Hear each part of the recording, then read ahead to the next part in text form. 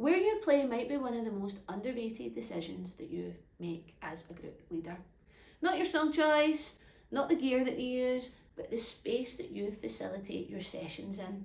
Over the years, I have played and led sessions in a variety of spaces: pubs, classrooms, church halls, community halls, of all shapes and sizes. Some have been brilliant, some have not been so brilliant, but all of them have been a learning experience, and the experience that I now have, I am now going to share with you 3 different types of spaces that you can use as a leader to really get the most out of your ukulele group. The space where you learn, the space where you rehearse, and the space where you perform. Because these don't all come under the same category or the same type of space. And people don't often realise that. Now, it's not a problem that you've got to fix. You're not playing in the wrong space. This is hopefully going to be some kind of perspective shift so that you think about your sessions a little differently and how you deliver your sessions too. These 3 spaces will hopefully work with you and really make a difference in the overall sound, energy and cohesion of your ukulele group, and keep everybody coming back for more for longer and longer and longer. The room that you play in sets people's expectations before they've even played a single note. The space that they walk into can be the overall mood, feel and tone of the session that they are about to be part of. So let's have a look at each of these 3 sessions, and let's look at the learning, the rehearsing and the performance places and spaces that we should be keeping in mind.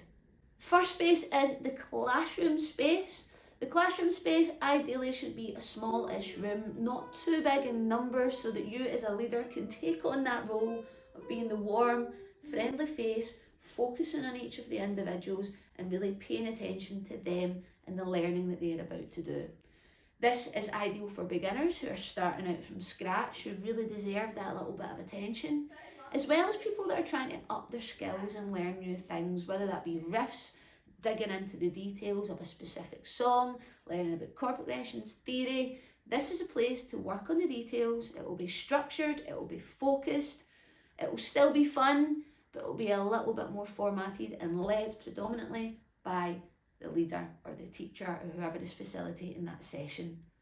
Try not to line up like an actual classroom, because that can feel a bit off-putting and it stops the social side of things. I like to keep this in a nice semi-circle horseshoe kind of shape so that it feels like everybody's in it together. And a smaller room probably makes more sense here as well. A bigger room can feel too big and bright and exposing, so be careful with that as well.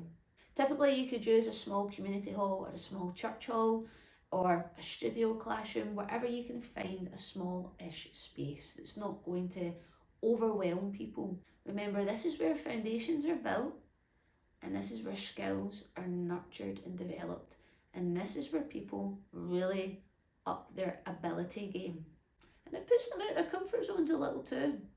The second one is the community or church hall, which is our rehearsal space. Now there's overlap here because you might be using a church hall, community hall for your classroom space as well, but ideally you want a bigger hall according to your group size for your rehearsal in your hall, for your church hall space.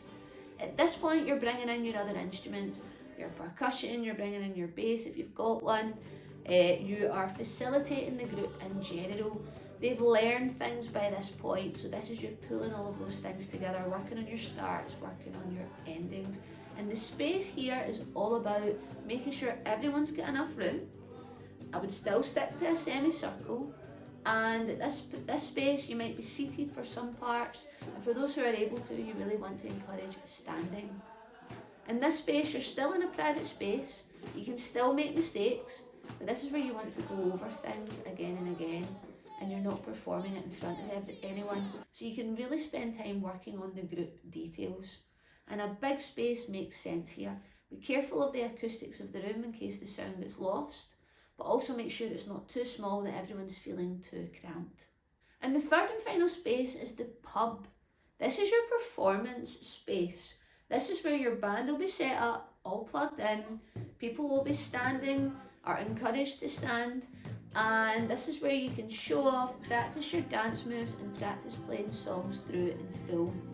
This is kind of a public performance because most likely there will be locals in, punters in, travellers in to come and see you performing with your group. They might just so happen to be there. It's not a full-on performance in front of people, but it is a space where you are a little bit more exposed and you get to put all of these skills and things into practice. It's typically a warmer environment, it's a more social environment, and it's a place for everyone to get to know each other. And again, just have a little bit of fun, let go. And the most important thing, in my opinion, is this is where people will really start to build performance confidence and they really get to practice their performing skills. Watch out for the beginners, watch out for new people. They might get lost, fall away a little bit easier, especially if they're overwhelmed because there's so much going on. This is not the place to teach, break things down, go over things. It doesn't make sense for that to happen. That's what your other spaces are for. So your pub is your performance practice space. You might be thinking, well, we just use one space and it works and serves a purpose for everything. And that's fine. A lot of the times we might just have one space where a group meets. What I would consider is how you're then facilitating the sessions and how you're setting up the room to facilitate that particular type of session as well. Big, bright, exposed community church halls can feel rather exposing and people might not want to let go the same way that they would if they were in a different setting like a pub. So be aware of that too. You also might be thinking, where's the best place to start? And how do I evolve to all of these things? The answer is there's no actual right answer to this. A lot of the time things happen organically. I know for us, I started by teaching and then I ran a jam, but my jam was in a church hall. This ended up becoming quite stagnant and I realised we need a pub because people were starting to get bored. And from then, things have grown and evolved in different directions. What I would say is that start with one and see what way your group takes you.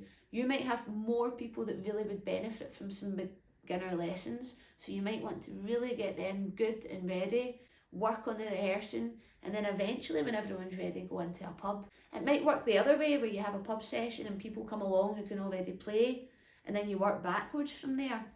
As I said, there's no right or wrong answer. What I would say is really have a think about what you want from your group, how you want it to grow and how you want it to evolve. And eventually, ideally, you have a space for each of the different purposes. You have a learning space, you have a rehearsal space, and you have a performance space. Maybe overlap between spaces, then think about how you're facilitating them. But ideally, if you have a space that covers each of these categories, then you're onto a winner because you're really enabling people to develop their skills, to practice the group cohesion, and to get out and grow in confidence performing. At the moment, I'm working on something really special for you that will go into all of this in detail. But if you would like to think about this a little bit further, if you subscribe on my Buy Me a Coffee page, I have a comparison chart for each of these venues and a list of things to consider and a tick box for what works for each venue and what to think about for each type of session that you want to deliver. I've also got a little self-auditing chart that you can dig into as well that will hopefully help you evaluate the space that you're currently in and think about what your next steps may be. I'd love to know what kind of space that your group currently plays in, and I'd love to know something that you'd change about it. You can tell me that in the comments below. I love reading them. It's very interesting to hear the different perspectives and how each group's work around the world. This is all my own knowledge that I have developed and evolved over the years. And now that I have these 3 things running, I am noticing my group evolving and coming on in leaps and bounds, and it's been fascinating. Good things take time. It doesn't happen overnight, but it's about taking a step back and looking at things in a different perspective. So I hope you found this interesting and helpful, and I'll see you the next time where we dig deeper on learning, rehearsing and performing.